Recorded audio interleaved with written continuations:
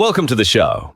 So, picture this. Something's gone pear-shaped. Radios are crackling. Someone senior walks in, folds their arms, and within 5 minutes says, "Right, looks like operator error." Beautiful. Investigation ruined before the kettle's even boiled. Leaders love certainty. Makes you look decisive, makes you sound in control. Trouble is, in incident work, early confidence is often just guesswork wearing a high-vis vest. One of the most uncomfortable truths in investigations is this: the facts arrive late. The story arrives early, and the early story is usually neat, flattering, simple, and dead wrong. Safety-wise bangs on about establishing facts, validating information as fact, and refraining from premature conclusions for a reason. Once a senior person says what happened, everyone downstream starts collecting evidence to support that version. Interviews get narrower, scene observations get filtered, recommendations drift toward punishment instead of learning. I've seen it plenty. You ask for a disciplined process, and somebody says, yeah, but we already know what happened." No, mate, you know what it looks like happened. Very different animal. Years ago, I had one of those moments myself. I wanted to sound calm, capable, all the leadership brochure words. I was going to give a clean explanation early. Then I caught myself. Because what I actually had was a fragment. One account, partial scene info, and a whole lot of emotional heat. So I changed tack and said, "We know there's been an event, we know who needs support, and we do not know enough yet to explain it." And I'll tell you what, that felt weaker in the room, but stronger in the long run. That's the tension, isn't it? Decisive versus right. Leaders think uncertainty makes them look soft. In investigations, it's the opposite. Restraint is discipline. Confidence before evidence is theatre. The safety-wise material is very plain on this stuff. Effective investigators maintain integrity, control emotion, use validated facts only, and refrain from premature conclusions. That's not just for investigators in the room with clipboards. That applies to leaders hovering around the edges too, trying to help. And if you're thinking, but people want answers quickly. Yes, they do. Fair point. After an incident, workers want care, clarity, and direction. But clarity about process is not the same as fake clarity about cause. You can say what you know. You can say what you're doing. You can say what happens next. What you can't do, well, you can, but it's stupid, is lock in a causal story before the data gathering has even started. Investigations are built to answer 4 things in order: what happened, why it happened, what we're going to do about it, and what we learned we can share. If you jump straight to why because silence makes you itchy, don't act shocked when the report comes back shallow and the same sort of event bites you again 6 months later. Right, first 10 minutes after an incident. This is where leaders either help the investigation or accidentally stomp all over it in steel caps. Your job is not to solve the incident on the bonnet of a ute. Your job is immediate actions. Safety-wise lays it out clearly. Emergency response first, risk assessment, notification requirements, secure the site, appoint the team, define terms of reference. In plain English, look after people, make the place safe, protect the evidence, and decide what level of investigation you actually need. So, step 1. Support the injured, the witnesses, the crew. If first aid or emergency response is needed, that comes before your clever theory, every day of the week. Step 2. Secure the scene. That means damaged equipment, spill residue, data logs, video, controls, positions of vehicles, guards, barriers, all that gear. Evidence collection should begin as soon as practicable because climate, cleanup, traffic, and well-meaning idiots will degrade it fast. The Pocket Guide even gives you the site inspection prompts. Position of injured persons, witnesses, equipment, valves, switches, controls, state of guards and barriers, illumination, visibility, noise, housekeeping, effective weather. That's leadership value right there. Preserving those conditions long enough for somebody competent to actually inspect them. Step 3. Make a risk-based call on scope. Low-level event? Maybe notification and immediate corrective action. Maybe 5 whys. Minor? Internal incident investigation. Moderate and above, ICAM recommended or mandatory depending on consequence and potential. The point is proportion. Don't throw a full parade of 20 people at a paper cut, and don't send one exhausted supervisor with a template to investigate a high-potential event. And no, more investigators isn't always better. Safety-wise has made that point too. Past a certain point, you get crowding, politics, side conversations, and people collecting trivia to justify their seat in the room. What you need is the right team, not a clown car of title holders.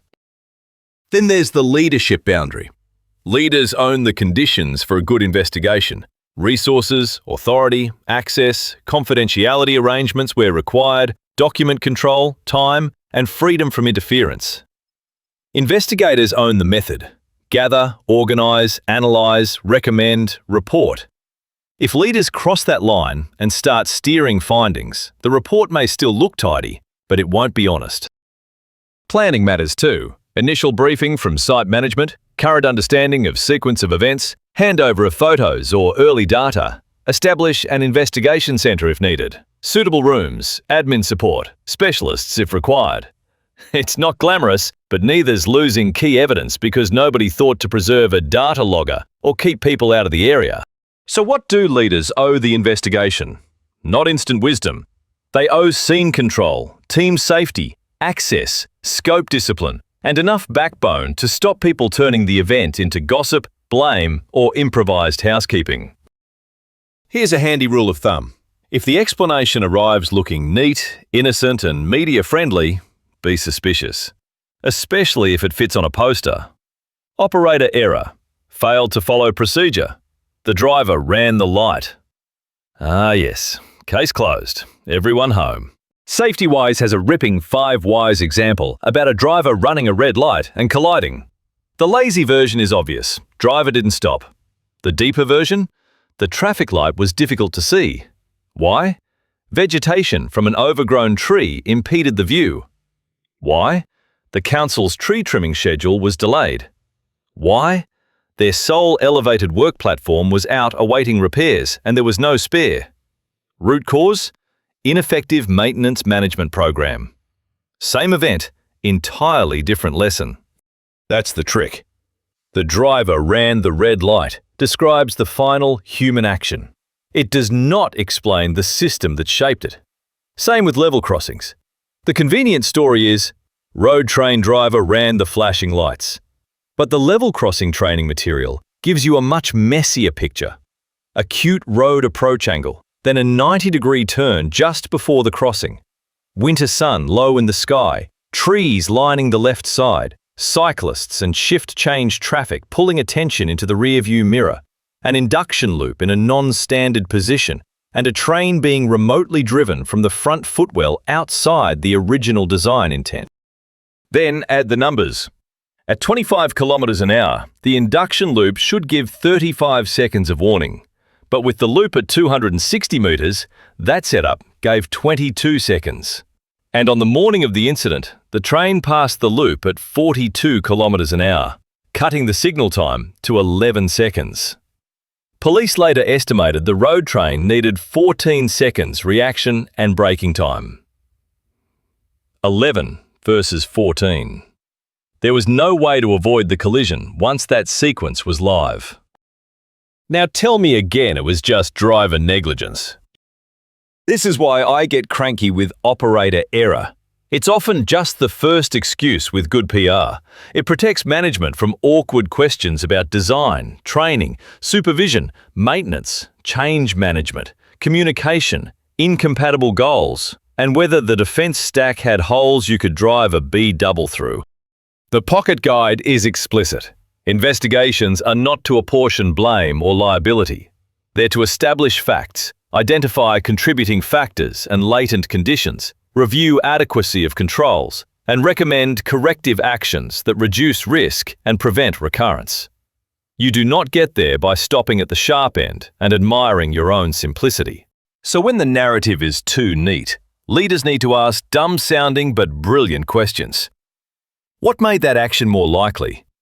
What was hard to see? What had changed? What warning time existed? What barriers were absent? What had been tolerated? Who knew? If not, why not? Good investigation leadership is mostly the discipline of not rushing to fill blank spaces with opinion. Humans hate gaps. We see 3 facts and knit a story. Problem is, incidents are full of missing data at the start. SafetyWise teaches a dead simple planning tool for this. PEPO. People, environment, equipment, procedures, organization. Before you decide what happened, you brainstorm what data needs to be gathered in each bucket. That's PEPO Mark 1. Then you go into the workplace, inspect, photograph, interview, review records, maybe reconstruct events if it's safe and appropriate, and populate PEPO Mark 2 with facts, separating contributing from non-contributing information. That matters because leaders often pressure teams with, "Just wrap it up." Sure, let's skip the part where we actually find out what was going on. Maybe the person had training records. Maybe the environment had glare, dust, noise, pooled water, congestion, or restricted visibility.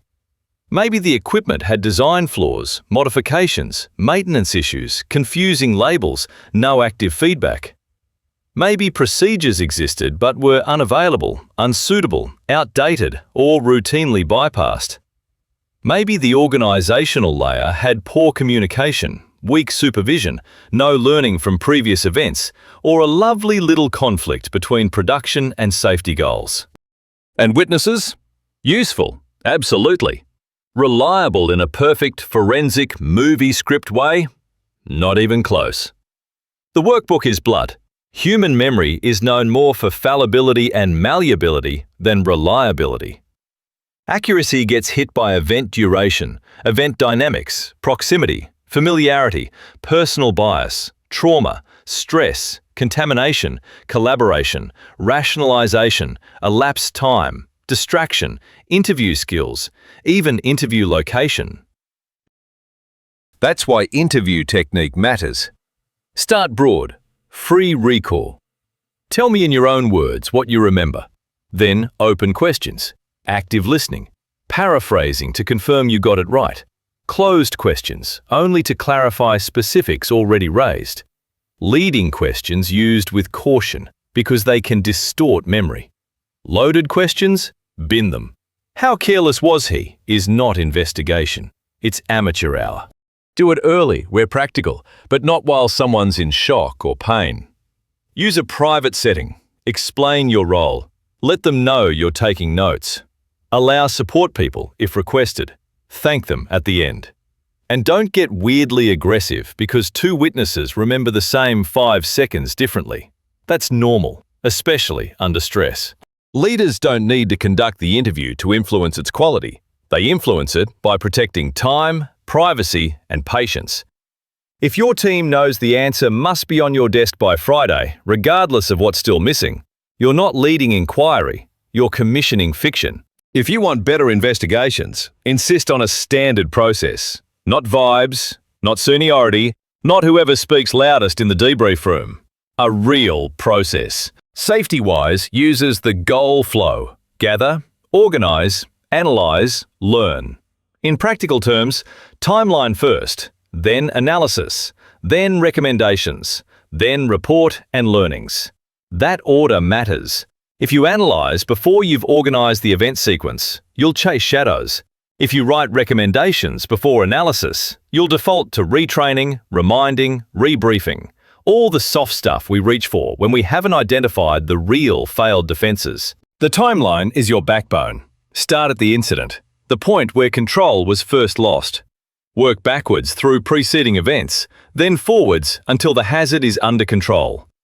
Specific dates and times where possible, clear enough that someone outside the team can follow it. No fancy nonsense needed, just sequence, logic, and enough detail to expose conflict or missing data. Then comes the tool choice. 5 Whys versus ICAM. They are not enemies, they're tools for different depths. 5 Whys is quick, simple, natural, handy for low-level incidents. SafetyWise calls out its pros and cons clearly. Easy and engaging, but subjective. prone to confirmation bias, not always repeatable, and it tends to follow one causal chain. ICAM is for the messier stuff: significant consequence, high potential events, multivariate failures, where you need to classify absent or failed defenses, individual or team actions, task or environmental conditions, and organizational factors. And for the love of sharpened pencils, don't do both in the same event just to feel busy. Even the safety-wise lead materials say that's redundant. Use 5 Whys for lower risk events. Use ICAM for the uglier, higher risk, system-rich events. Recommendations should map back to the analysis, especially absent or failed defenses and organizational factors. The Pocket Guide says recommendations should be smarter, specific, measurable, accountable, reasonable, timely, effective, reviewed, and they should lean on the hierarchy of controls: eliminate, substitute, isolate, engineer, administer, PPE.